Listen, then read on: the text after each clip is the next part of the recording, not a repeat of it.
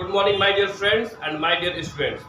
Already हम दो topic cover कर चुके हैं, नाउन, काइंड्स ऑफ नाउन, और हम स्टार्ट किए हैं प्रोनाउन। तो जो लोग हमारी प्रीवियस वीडियो नहीं देखे आप उसको देख सकते हैं and easily you can understand the concept of noun and kinds of noun. The second one is pronoun and kinds of pronoun. Only two topics are remain in pronoun. The first one is reflexive pronoun and the second one is relative pronoun. हमारे दो ही topic बचे हैं, एक आपका reflexive और relative है। तो today I will cover these two topics and after this topic the pronoun will be completed. Okay, so reflexive pronoun क्या होता है इसको आप समझ लीजिए। The pronoun used when the subject and object of a sentence refer to the same person और thing. It means that कि जैसे रिफ्लेक्शन का मतलब होता है, जैसे सपोज हम मिरर देखते हैं तो जो उसका रिफ्लेक्शन क्या होता है, हमारे चेहरे पे वापस आता है। जैसे हमने कोई काम किया और उस काम का इम्पैक्ट हमारे ऊपर अगर आता है तो that is called reflexive pronoun. Reflexive pronoun कौन कौन से होते हैं?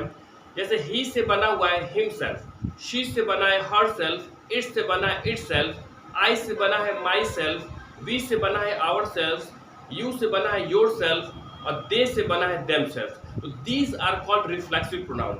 मैं एक एग्जाम्पल आपको बताता हूँ। Rohit hurt himself on the ground. अब रोहित क्या हुआ कि वो हर्ट हुआ, खुद से हर्ट हुआ है, यानी जब उसे चोट लगी है तो उसका जो रिफ्लेक्शन है वो डायरेक्ट रोहित पे आया है। मतलब अगर हम कोई भी काम करते हैं तो उसका डायरेक्ट प्रभाव, जो उसका डायरेक्ट इफेक्ट है वो सब्जेक्ट पे ही आता है। यहाँ पे रोहित को जब चोट लगी है तो रोहित को किसी ने टच नहीं किया है, ना ही किसी ने फोर्स किया है। रोहित खेलने के बाद खुद अपने आप से ही उसे चोट लगा है।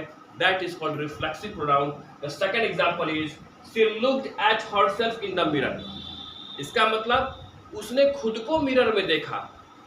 Nobody is going to say कि आप जो है यहाँ खड़े हो जाओगे तो किसी और का चेहरा आ जाएगा। यानी जो सब्जेक्ट हमारा है और जो भी वहाँ पे आपका जो भी आपका वर्क हुआ है उसका डायरेक्ट इम्पैक्ट हमारे सब्जेक्ट पे पड़ता है। The third example is I will cook everything by my self. इसका मतलब ये कह रहा है कि जो भी यहाँ पे I will cook everything my self का मतलब कि जो भी मैं बनाऊंगी वो कैसे बनाऊँ, खुद से बनाऊंगी। यानी जो बनाने का काम है, जो उसका इम्पैक्ट है वो डायरेक्ट हमारे सब्जेक्ट पड़ रहा है। यानी आई का जो डायरेक्ट इम्पैक्ट पड़ा वो that is called my self. My self का मतलब क्या हुआ? यानी वो खुद से ही वो काम कर रही है। उसका जो इम्पैक्ट होगा वो आपको क्या होगा? माई सेल्फ होगा और उसका असर किस पे है? डायरेक्ट सब्जेक्ट पे हमारे है।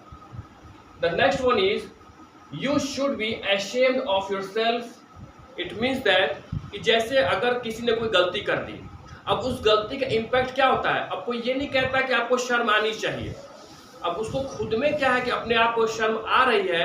इसका मतलब जो हमारा एक्शन है ashamed ऑफ, उसका असर किस पे पड़ा है? डायरेक्ट हमारा पड़ता है सब्जेक्ट पर। और यहाँ पे जो आपका दिया हुआ फोर्थ एग्जाम्पल कि ashamed ऑफ योर सेल्फ, यानी यू से बना है आपका योर सेल्फ, और योर सेल्फ क्या है? हमारा रिफ्लेक्सिव प्रोनाउन है। इट मीन्स दैट कि कोई भी अगर काम होता है तो हमारा जो सब्जेक्ट है उस सब्जेक्ट के ऊपर डायरेक्ट इम्पैक्ट पड़ता है।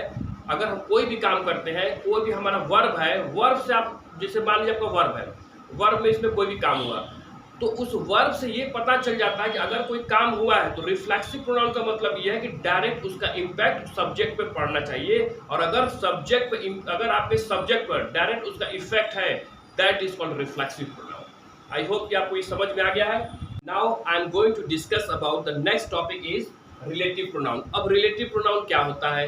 relative pronoun आपको ये समझ में आ रहा हो कि ये आपका relate करता है। यानी जो subject है, एक word होता है इसमें, जैसे कि आपका word है who है, which है, that है, ये सारे relate करते हैं किससे? आपके main subject से। जैसे इसका आपका definition है the pronouns used in place of nouns when some more information is added to the sentence are called relative pronoun। ये कह रहा है कि जो हमारा सब्जेक्ट है उसके बारे में कुछ और एक्स्ट्रा इंफॉर्मेशन जो बताता है, जो वर्ड एक्स्ट्रा इंफॉर्मेशन बताता है, वही word that is called relative pronoun. जैसे फॉर एग्जांपल देखिए, जैसे होता है आपका हु है, विच है, दैट है, हुम है, हुज है, these are called relative pronoun. Relative pronoun कहाँ पे होगा? हमेशा सेंटेंस के बीच में होगा, और जब भी रिलेटिव प्रोनाउन आएगा उसके पहले हमेशा एक नाउन आएगा।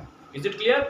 जब भी आपका रिलेटिव प्रोनाउन आएगा वो सेंटेंस के बीच में ही आएगा, और रिलेटिव प्रोनाउन से पहले आपका कोई ना कोई नाउन आएगा। For example, I have given one example here. कि she is the girl whom I help yesterday। ये वही लड़की है जिसकी मैंने कल मदद की थी, यानी यहाँ पे आप देख सकते हैं, यू कैन सी हेयर कि whom दिया हुआ है। whom किससे रिलेट कर रहा है? यहाँ पे whom रिलेट कर रहा है आपका गर्ल से, यानी whom क्या है? रिलेटिव प्रोनाउन है। और ये रिलेटिव प्रोनाउन किससे रिलेट कर रहा है? अपने प्रीवियस वाले नाउन से। जो प्रीवियस में सब्जेक्ट दिया है, जो भी रिलेटिव प्रोनाउन तो पहले जो सब्जेक्ट दिया है, ये उसी को डिफाइन करता है। Second example, the girl who is studying is my sister, यानी वह लड़की जो पढ़ रही है वो मेरी सिस्टर है। यहाँ पे दिया है हु, और हु किससे रिलेट करता है? गर्ल से। हु हमारा क्या हो गया? रिलेटिव प्रोनाउन हो गया। और ये किससे रिलेट कर रहा है? इसके पहले जो सब्जेक्ट आया है द गर्ल, ये गर्ल क्या कर रहा है? उसी से रिलेट करता है, अपने प्रीवियस नाउन से ये रिलेट करता है। इसलिए यहाँ पर हु हमारा क्या हो जाएगा? हु हमारा यहाँ पर आपका रिलेटिव प्रोनाउन हो गया। The third example is a passport that is out of date. जो पासपोर्ट है वो आउट ऑफ डेट हो गया है। यहाँ पे वर्ड दिया है दैट। अब ये दैट किसके लिए आया है? ये आया है पासपोर्ट के लिए। जब हमारा पासपोर्ट क्या है? नाउन है। उसके बाद जो भी हमारा वर्ड आता है that is called relative pronoun, और यही रिलेटिव प्रोनाउन अपने पहले जो आपका नाउन या सब्जेक्ट दिया है उसी से रिलेट करता है। The next one is the teacher whom I like the most is Miss Alice, यानी जो टीचर जिनको हम पसंद करते हैं उनका नाम है Miss Alice. She is principal in my school. And जो whom आपका दिया हुआ है, whom किसको बता रहा है? whom बता रहा है यहाँ पर टीचर को। whom किसको बता रहा है? टीचर को। यानी whom का रिलेशन किससे है? वो टीचर से है। whom हमारा यहाँ पर रिलेटिव प्रोनाउन है, और रिलेटिव प्रोनाउन से पहले हमेशा कोई ना कोई सब्जेक्ट आएगा, और सब्जेक्ट का मतलब ही होता है नाउन। आई होप ये आपको वीडियो समझ में आया होगा। और नेक्स्ट वीडियो में हम कवर करेंगे adjective and kinds of adjective. तो आप समझ सकते हैं यहाँ पे जो आपको रिलेटिव प्रोनाउन रिफ्लेक्सिव प्रोनाउन बताया गया है। The second one is relative pronoun. Reflexive pronoun का मतलब ये होता है कि जो हमारा सब्जेक्ट है कोई भी काम करता है तो उसका असर किस पे पड़ता है? हमारे सब्जेक्ट पर। रिलेटिव प्रोनाउन क्या होता है? जो हमेशा सेंटेंस के बीच में आता है, और जब भी बीच में आएगा तो उससे पहले कोई ना कोई एक नाउन आएगा, और नाउन क्या होता है? वही हमारा सब्जेक्ट होता है। I hope this video will be very helpful for you, and in future next time I will make a new video adjective and kinds of adjective. Till then, goodbye, have a nice day.